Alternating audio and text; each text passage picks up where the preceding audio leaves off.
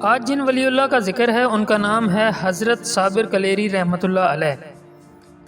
آپ کو صابر پیا کے نام سے جانا جاتا ہے۔ آپ کا پورا نام حضرت مخدوم علی احمد صابر بن عبداللہ بن سید فتح اللہ۔ آپ کا نسبی تعلق حضرت امام حسین رضی اللہ تعالی عنہ سے تھا، کیونکہ تواریخ آئینہ تصوف نے آپ کا جو شجرہ نسب دیا ہے اس میں آپ کو اولاد غوث الاعظم قرار دیا گیا ہے۔ آپ 19 ربیع الاول 592 ہجری میں تہجد کے وقت پیدا ہوئے۔ آپ کی ولادت کے متعلق مورخین میں اختلاف ہے۔ بعض کا کہنا ہے کہ آپ قصبہ کھوٹوال میں پیدا ہوئے اور بعض کا کہنا ہے کہ آپ ہرات میں پیدا ہوئے، کیونکہ صاحب السالکین کا کہنا ہے کہ آپ قصبہ کھوٹوال میں اپنے نانا جمال الدین سلیمان کے گھر پیدا ہوئے، لیکن یہ ثابت نہیں ہوتا کہ آپ کی والدہ آپ کو لے کر ہرات آئیں۔ آپ کے بچپن کی کل روایات ہرات میں رہنے سے وابستہ ہیں۔ اللہ جب چاہے تو پاکیزہ اشخاص اس دار فانی میں تشریف لاتے ہیں، لہٰذا حضرت مخدوم علی احمد صابر کلیری کا اس دار فانی میں تشریف لانا قدرت کاملہ کی مشیت ہے۔ آپ کی دایہ مسمات بصرہ بنت ہاشم کا کہنا ہے کہ جس وقت آپ مادر شکم سے برآمد ہوئے تو سر مبارک قبلہ کی طرف تھا اور پیر میری طرف تھے۔ میری یہ مجال نہ ہوئی کہ جس میں اطہر کو ہاتھ لگا لوں۔ جب آپ کو غسل دینے کا ارادہ کرتی یا آپ کو ہاتھ لگاتی تو میرے ہاتھ کانپ جاتے تھے۔ یہ ناقابل برداشت سوزش میرے ہاتھوں میں ہو جاتی۔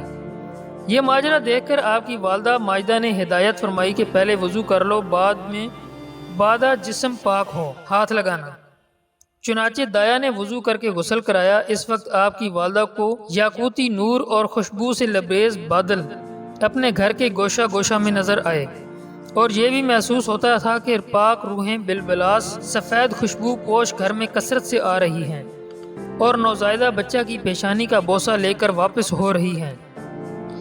پیدائش کے بعد آپ کا نام نامی علی احمد رکھا گیا، لیکن بعد میں ایک بزرگ آپ کے والد ماجد بزرگوار کے پاس تشریف لائے اور آپ کو بلوا کر دیکھا اور پیار کیا اور فرمایا کہ یہ بچہ علاؤالدین کہلائے گا، اور ایسا ہی ہوا، یعنی آپ کا نام سید علی احمد قدس سرہ ہی مشہور ہوا۔ آپ کی پیدائش سے قبل آپ کی والدہ ماجدہ کو خواب میں سرور کائنات سید کونین سرکار دو عالم محمد مصطفیٰ احمد مجتبیٰ صلی اللہ علیہ وآلہ وسلم تشریف لائے اور فرمایا کہ ہونے والے بچے کا نام احمد رکھنا۔ اس کے بعد ایک شب حضرت علی کرم اللہ وجہہ ایک رات خواب میں ظاہر ہوئے اور فرمایا کہ اس بچے کا نام علی رکھنا۔ آپ کی والدہ نے آپ کا نام علی احمد رکھا تھا اور آپ کے والد نے آپ کا نام علاؤالدین رکھ دیا، مگر بعد میں دونوں ناموں کو ملا کر آپ کا نام علاؤالدین علی احمد جو مشہور زد خلائق ہوا۔ پیدائش کے موقع پر اس زمانے کے بزرگ شیخ ابو القاسم گرگانی نے آپ کے کان میں اذان کہی اور فرمایا کہ یہ بچہ قطب عالم ہوگا۔ پیدائش کے بعد ایام شیر خوارگی میں آپ سے کنی خوراک جس سے آپ کی بزرگی کی واضح ثبوت ملتے ہیں۔ مثلاً آپ کے صبر و شکر کا پہلا واقعہ یہ ہے کہ پیدائش کے بعد کئی دنوں تک آپ نے دودھ نہیں پیا۔ آخر ایک دن آپ کے والد ماجد نے آپ کے صبر و استقلال پر 4 رکعت نماز نفل بغرض ادائے شکرانہ ادا کیے اور آپ کے چہرہ اقدس کو بوسہ دے کر 21 مرتبہ یا شیخ عبد القادر جیلانی پڑھ کر آپ کے قلب پر دم فرمایا۔ پس اس اسم متبرک کی بدولت آپ نے اسی وقت دودھ نوش فرمایا، اور 1 سال تک آپ کا متواتر یہی معمول رہا کہ آپ ایک دن روزہ رکھتے تھے اور ایک دن دودھ نوش فرماتے۔ اس کے بعد یہ دستور رہا ایک دن دودھ نوش فرماتے اور 2 دن صائم رہتے، اور 2 سال کے بعد خود بخود دودھ پینا چھوڑ دیا۔ کنایتاً یہاں یہ نقطہ ظاہر ہوتا ہے کہ آپ ازل سے ہی روزہ دار قانے اور منور تشریف لائے اور بچپن ہی سے چہرے پر صبر و قناعت کے آثار نمایاں تھے۔ صوفیاء اور فقراء کا بچپن عام دنیا دار بچوں سے مختلف ہوتا ہے، جیسے حضرت مخدوم علی احمد صابر کا بچپن عام بچوں سے مختلف تھا۔ ایام شیرگی کے کچھ واقعات تو یہ ظاہر ہوتے ہیں کہ آپ نے دودھ پی لیا تو پی لیا، ورنہ صبر کرتے رہے، اور آپ کے بچپن کے کئی عجیب و غریب واقعات و کمالات ظاہر ہوئے۔ آپ کے والد ماجد بیان کرتے ہیں کہ 7 تاریخ ربیع الاول 592 ہجری کا واقعہ ہے کہ انہوں نے صبح کے وقت اپنے مراقبہ سے آنکھ کھولی تو دیکھا کہ سانپ کے 2 ٹکڑے ہوئے پڑے ہیں۔ سانپ کا ایک ٹکڑا ان پر گرا اور دوسرا زمین پر گرا۔ حضرت صابر وہاں بیٹھے ہوئے تھے۔ آپ کے والد نے آپ کی والدہ کو جگایا اور سانپ کے ٹکڑے دیکھ کر آپ کی والدہ ماجدہ نے فرمایا، کیا میں خواب دیکھ رہی ہوں؟ اب حضرت صابر فرماتے ہیں کہ آج سے کوئی سانپ میرے خاندان والوں کو نہیں کاٹے گا۔ میں نے سانپوں کے بادشاہ کو مار ڈالا ہے اور سب سانپوں سے وعدہ لے لیا ہے کہ میرے خاندان کے کسی فرد کو نہیں کاٹے گا، اور یہ آپ کے بچپن کی کرامت ہے۔ جب آپ کی عمر 4 سال ہوئی تو آپ نے گفتگو شروع کر دی۔ بعض کتابوں میں آتا ہے کہ جب آپ کی عمر 4 سال کی تھی تو ربیع الاول 596 بروز اتوار جب آپ نیند سے بیدار ہوئے تو پہلا کلمہ حق جو آپ کی زبان سے صادر ہوا وہ لا موجودہ الا اللہ تھا، یعنی اللہ کے سوا کوئی معبود نہیں۔ آپ کے والد ماجد اس وقت قریب ہی موجود تھے کہ آپ کی قوت گویائی اور فصیح و بلیغ مخاطبت کے ساتھ جو صوفیاء عظام اور اولیاء کرام کے لیے راحت روح ہے، سن کر بے اختیار سجدہ شکر میں گر پڑے اور درگاہ مجیب الدعوات میں عرض کرنے لگے کہ یا الہی تیرا شکر ہے، تو نے اس بچے سے سب سے پہلے اپنی موجودگی کا اظہار کرایا اور اپنے دیدار سے مشرف فرمایا۔ معزز سامعین، کچھ کھانا اور اللہ کی عبادت میں مشغول رہنا جو تصوف کا بنیادی اصول ہے، تمام اولیاء اللہ نے کم کھانے پر زور دیا ہے، کیونکہ بھوکا رہنے سے اسرار الہی کا ظہور ہوتا ہے، اور اولیاء اللہ نے اس اصول پر عمل کیا، اور جب آپ بالغ ہو گئے تھے تو آپ نے کم کھانے کا اصول شروع کر دیا۔ لہٰذا جب آپ کی عمر 6 سال ہو گئی تو آپ نے کھانا پینا کم کر دیا۔ تیسرے چوتھے دن جو میسر آتا تناول فرما لیتے، کیونکہ آپ کی مالی حالت کمزور تھی۔ اس وجہ سے آپ کی والدہ بیوہ ہو چکی تھی، جس کی وجہ سے آپ کا گزر اوقات بڑی حسرت و تنگی سے ہوا کرتا تھا۔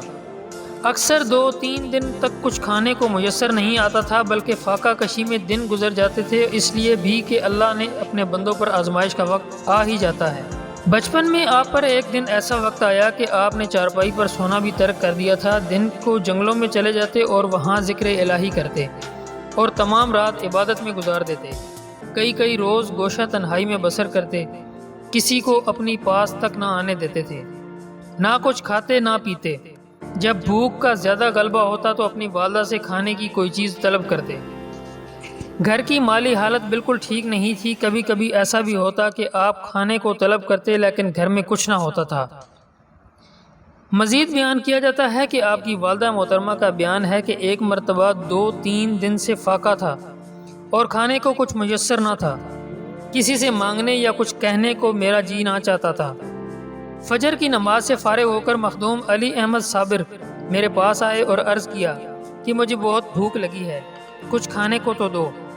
فرماتی ہیں کہ دوپہر تک تو میں نے ہیلا حوالہ سے ٹالا اور بہت کوشش کی کہ کچھ میسر آ جائے، لیکن کچھ میسر نہ آیا۔ پھر ظہر کے بعد صابر میرے پاس آئے اور عرض کیا کہ اب میں بھوک کی وجہ سے بے تاب ہو رہا ہوں، کچھ کھلا دیجیے۔ فرماتی ہیں کہ میں اس کی تسلی کے لیے ایک دیگچی میں پانی بھر کر چولہے پر رکھ دی، جو ہی چمچے سے ہلانے لگی، اور جس وقت صابر میرے پاس آتے میں یہی کہہ دیتی کہ ابھی کسر باقی ہے۔ غرض یہ کہ اس طرح مغرب کے وقت تک ٹالتی رہی، اور مغرب کے بعد صابر میرے پاس آئے اور کہا کہ اب مجھ کو تاب نہیں ہے، آپ مجھے کچا ہی کھلا دیجیے۔ اور یہ کہہ کر وہ دیگچی کے پاس گئے اور اسے کھول کر کہا کہ چاول تو بالکل پک گئے ہیں، آپ مجھے جلدی سے کھلا دیجیے۔ یہ سن کر مجھے درجہ حیرت ہوئی، کیونکہ دیگچی میں تو چاول کا نام بھی نہ تھا، اور یہ کیسے کہاں سے پک کر آ گئے۔ میں نے جا کر دیکھا تو فی الواقع ہی نہایت عمدہ چاول پک کر تیار ہیں۔ علی احمد صابر کو اس میں سے نکال کر کھلائے اور مولوی ابو القاسم کو بلا کر دکھایا اور واقعہ منو ان بیان کیا، اور ان سے کہا کہ اب علی احمد کے واقعات اس پر مجبور کرتے ہیں کہ انہیں تعلیم باطنی دلوائی جائے۔ اگر آپ کی رائے ہو تو ان کو بھائی شیخ بابا فرید گنج شکر کے سپرد کر دوں۔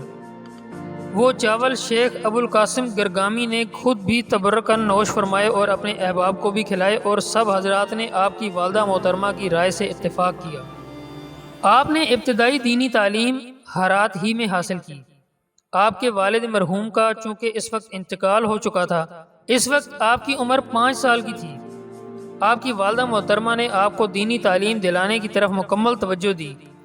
سب سے پہلے آپ کو قرآن کریم پڑھایا اور آپ کافی ذہین تھے۔ اس کے بعد آپ نے عربی فارسی پڑھنا شروع کر دی۔ تھوڑے عرصے میں عربی فارسی کی تعلیم مکمل ہو گئی۔ جب آپ نے ابتدائی تعلیم حاصل کر لی تو مزید تعلیم حاصل کرنے کے لیے بابا فرید گنج شکر کے سپرد کر دیے گئے۔ جس وقت آپ کی والدہ محترمہ نے آپ کو بابا صاحب کی آغوش میں دیا تو آپ پر ایک عجیب و غریب کیفیت کا غلبہ طاری ہوا، اور جو سب سے پہلی بات آپ نے اپنے ماموں قبلہ سے کہی وہ یہ تھی کہ آج سے 3 سال پہلے میرے دادا کا وصال ہو جائے گا۔ بابا صاحب نے کہا کہ بیٹا تمہیں کیوں کر اس کا علم ہوا؟ سید سیف الدین عبد الوہاب تمہارے دادا بغداد شریف میں تشریف فرما ہیں، تم یہاں ہو۔ آپ نے جواباً فرمایا کہ ابھی میں نے اپنے قلب کی طرف دیکھا تو والد ماجد قبلہ کی صورت سامنے آئی اور داہنے ہاتھ کی 3 انگلیاں میری جانب اٹھائیں، اور یہ دلالت موت کی ہے۔ یہ سن کر بابا صاحب نے آپ کو اپنے سینے سے لگایا۔ سینے سے لگانا ہی تھا کہ ممدوح کو بھی ایک وجدانی کیفیت طاری ہو گئی، اور حالت جذب میں آپ بابا صاحب بار بار فرماتے مرحبا فرزند علی احمد صابر بطن ولی بطن ولی بطن ولی، اور کمال استغراق کو حالت میں اپنے سیدھے ہاتھ کی 3 انگلیاں حضرت علی مخدوم صابر کے سینے بالا قلب پر رکھ کر 3 مرتبہ ارشاد فرمایا کہ 3 تجھ سے جمال ذات ہوں گے۔ روایت میں آتا ہے کہ والدہ محترمہ کی ہرات واپس جانے کے بعد آپ اپنے ماموں کے پاس رہنے لگے، اور آپ کے مجاہدات کا زمانہ شروع ہو گیا، کیونکہ روحانیت کے حصول کے لیے مجاہدات از حد ضروری ہیں۔ چنانچہ سب سے پہلے آپ نے نماز کی پابندی پر زور دیا اور نوافل کی کثرت کی۔ بابا صاحب کی خانقاہ میں ایک لنگر خانہ قائم تھا جس میں غرباء، یتیم، مساکین کو کھانا فراہم کیا جاتا تھا۔ تقریباً 300 آدمی کا کھانا تیار کیا جاتا تھا، اور ہر سال محرم کی پیشگی مصارف سال بھر کے لیے حساب کر کے بابا صاحب کی خدمت میں بھیج دیا کرتے تھے، اور لنگر کے تقسیم کرنے کی ذمہ داری آپ کے سپرد تھی۔ بابا صاحب نے اپنی بہن سے آپ کی عادت کی کیفیت معلوم کر کے خیال کیا کہ کہیں ایسا نہ ہو کہ حضرت علی احمد مخدوم اپنی عادت کے موجب کھانا طلب کرنے میں احتیاط برتیں اور کسی وقت آپ کو بنا کھانا کھائے بھی نہ رہنا پڑے، جیسا کہ موجودہ زمانے میں قاعدہ ہے کہ اسکول اور کالجوں میں بچوں کو ذہنی تعلیم کے ساتھ عملی تعلیم بھی دی جاتی ہے۔ بالکل اسی طرح علماء سلف بھی اپنے شاگردوں کے لیے ذہنی تعلیم کے ساتھ ساتھ عملی اور عینی تعلیم کا بھی انتظام کرتے تھے، اور اسی تعلیم کا بڑا لحاظ رکھتے تھے۔ چنانچہ حضرت بابا صاحب نے یہ خیال کر کے حضرت علی مخدوم صابر کو بلا کسی طلبی اور حجت کے کھانا ملتا رہے اور عملی تعلیم کا درس بھی پورا ہوتا رہے، اپنے لنگر کا کل انتظام ان کے سپرد کر دیا۔ آپ نے 12 سال تک تقسیم لنگر کی خدمت کو بجان و دل انجام دیا۔ آپ کو اجازت صریحی پیر و دستگیر سے حاصل نہیں تھی کہ تم بھی لنگر کا کھانا کھانا، اس لیے آپ نے اس عرصہ دراز میں ایک دانہ بھی اپنے منہ میں نہیں ڈالا، اس قدر ریاضت و مجاہدات کے لیے کہ ایک لمحہ بھی اپنے جسم اطہر کو آرام نہیں دیا، اور یہاں تک نوبت پہنچی کہ بوجہ صوم دائمی کے جسم اطہر بہت کمزور ہو گیا۔ جب روزے پر روزہ رکھتے اور 2-3 دن گزر جاتے تو بھوک کی شدت برداشت کی طاقت سے باہر ہوتی تو افطار کے وقت جنگل کی طرف نکل جاتے۔ وہاں خورد و پھل، پھول اور درختوں کی پتیوں سے جو سوائے خدا کے کسی کی ملکیت نہیں ہوتی تھیں اکل حلال سمجھ کر افطار کر لیتے تھے، اور بعد فراغت نماز مغرب لنگر کی تقسیم پر حاضر ہو جاتے تھے۔ اسی زمانے میں آپ نے قرآن کریم حفظ کیا اور یہیں سے آپ کی شاعری کی ابتدا ہوئی۔ آپ نے فارسی اور پراکرت میں اشعار کہے ہیں۔ اسی زمانے میں سلطان المشائخ حضرت محبوب الہی آپ کے ہم اثر تھے۔ آپ میں اور حضرت الہی میں اچھا ربط و ضبط تھا۔ آپ محفل سما میں بھی شرکت کرتے تھے، لیکن تقسیم لنگر کے فریضے سے کبھی غافل نہ ہوتے تھے۔ آپ کا یہ حال آپ کے پیر روشن ضمیر پر روشن ہوا تو کمال مہربانی سے حال دریافت فرمایا۔ ایک روز شیخ الشیوخ حضرت بابا گنج شکر نے اپنے نور ولایت سے معلوم کر کے پوچھا کہ اے بابا علاء الدین، تم کھانا تقسیم کرتے ہو، خود بھی کچھ کھاتے ہو یا نہیں؟ آپ نے ارشاد فرمایا کہ بندے کو حضرت پیر دستگیر کی اجازت کے بغیر کیا قدرت و مجال تھی جو ایک دانہ بھی اپنے منہ میں ڈالتا۔ آپ کا یہ جواب سن کر پیر روشن ضمیر بابا حضرت گنج شکر آپ کے اس کمال صبر سے نہایت ہی خوش ہوئے، اور اس درجے ان کے دل میں جوش پیدا ہوا کہ ہر موئے تن سے تجلیات انوار الہی ظاہر ہونے لگے۔ حضرت قدس سرا کو اپنے گلے سے لگا کر نعمت ہائے باطنی سے مالا مال کر دیا، اور فرت مسرت میں فرمایا کہ ہمارا علی احمد صابر ہے۔ بس اسی دن سے آپ کا خطاب صابر قرار پایا۔ حضرت علاء الدین مخدوم علی احمد صابر کی والدہ ماجدہ جب ہرات سے واپس اجودھن یعنی پاک پتن تشریف لے گئیں تو انہوں نے سوچا اب بیٹا بڑا ہو گیا ہے، کیوں نہ اس کی شادی کر دی جائے۔ والدہ ماجدہ کی سوچ اگرچہ مثبت تھی، لیکن صابر مخدوم کی روحانی مجاہدات اور کیفیات اس بات کی متقاضا تھیں کہ ان کی شادی کی جائے، مگر والدہ محترمہ نے آپ کی شادی کے متعلق بابا صاحب سے عرض کیا کہ میری خواہش ہے کہ آپ اسے اپنا بیٹا بنا لیں اور اپنی صاحبزادی کے ساتھ میرے بیٹے کا نکاح کر دیں۔ حضرت بابا گنج شکر کے 5 صاحبزادے اور 3 صاحبزادیاں تھیں۔ والدہ نے جب بابا صاحب سے جب آپ کی شادی کے لیے ان کی بیٹی کا رشتہ مانگا تو بابا صاحب نے فرمایا کہ بہن میری طرف سے ہاں ہے، لیکن علی احمد صابر شادی کے قابل نہیں ہے، وہ ہر وقت حالت جذب میں رہتا ہے، ایسی حالت میں شادی کرنا بیکار ہے۔ بابا صاحب سے ہمشیرہ نے کہا کہ بھائی وہ جیسا بھی ہے یتیم ہے، بن باپ ہے اور میں بیوہ ہوں، اس لیے آپ اپنی صاحبزادی دینے سے پہلو تہی کر رہے ہیں۔ یہ سن کر حضرت بابا صاحب نے فرمایا نہیں بہن، یہ بات نہیں ہے، مجھے تمہاری دل شکنی پسند نہیں ہے، تم جب چاہو شادی کر لو۔ حضرت کی والدہ کے اصرار پر مورخہ 21 شوال بروز بدھ بعد نماز عصر 613 کو بابا صاحب کی صاحبزادی سے نکاح ہو گیا۔ رات ہوئی تو آپ کی والدہ محترمہ نے آپ کے حجرے میں چراغ روشن کر کے دلہن کو وہاں پہنچا دیا۔ دلہن بھی پاس ادب دست بستہ کھڑی رہی۔ تہجد کے وقت جب آپ نے مراقبہ سے سر اٹھایا تو سامنے عورت کھڑی ہوئی۔ آپ نے عرض کیا کہ تم کون ہو، کیوں کھڑی ہو؟ دلہن نے جواب دیا کہ میں آپ کی زوجہ ہوں، خدمت گزاری کے لیے حاضر ہوں۔ حضرت مخدوم نے فرمایا کہ خدا وحدہ لا شریک ہے، اس کی کوئی بیوی نہیں ہے، میں اس کا بندہ ہوں اور اس کے جمال میں گم ہوں۔ یہ فرما کر آپ نے پھر مراقبہ میں مشغول ہو گئے۔ آپ کے ان الفاظ پر جہاں آپ تھے وہاں جلالی انوار الہی کا نزول ہوا، جنہیں آپ کی دلہن برداشت نہ کر سکیں اور بے ہوش ہو کر گر گئیں اور کچھ دیر بعد قضاء الہی سے خدا کو پیاری ہو گئیں۔ اس واقعے کے گزر جانے کے بعد حضرت بابا گنج شکر نے حضرت مخدوم علی احمد صابر قدس سرا کو اپنے سامنے ایک مجلس میں بٹھا کر، جن میں بڑے بڑے بزرگ وقت شامل تھے، عام حضرات کے سامنے مہر ولایت کا انکشاف موجب حکم باطن فرمایا۔ یکے بعد دیگرے سب حضرات نے مہر ولایت کو دیکھ کر یہی فرمایا، ھذا ولی اللہ کہہ کر بابا صاحب کو مبارکباد دی۔ اس کے بعد بابا صاحب نے امامت و اشارات خادان چشتیہ عالیہ سے مشرف فرما کر اپنی کلا حضرت صابر کے سر اقدس پر رکھ دی اور اس پر سبز امامہ پہنا دیا، اور سند خلافت جس میں ولایت شہر کلیر ما ہندوستان کا حوالہ تھا، سب حاضرین محفل کو سنا کر عطا فرمائی۔ اس روز مطلع غبار آلود تھا، آفتاب غروب ہو چکا تھا اور رات کی تاریکی پھیلنی شروع ہو چکی تھی، کچھ پڑھا لکھا نہیں جا سکتا تھا۔ کتب صاحب نے فرمایا کہ اس وقت موقع نہیں ہے، اب آپ آرام فرمائیے، صبح مہر اور دستخط کر دیے جائیں گے۔ حضرت مخدوم نے اسی وقت مہر اور دستخط پر اصرار کیا تو چراغ طلب کیا گیا۔ اس روز ہوا تیز چل رہی تھی، چراغ بجھ گیا۔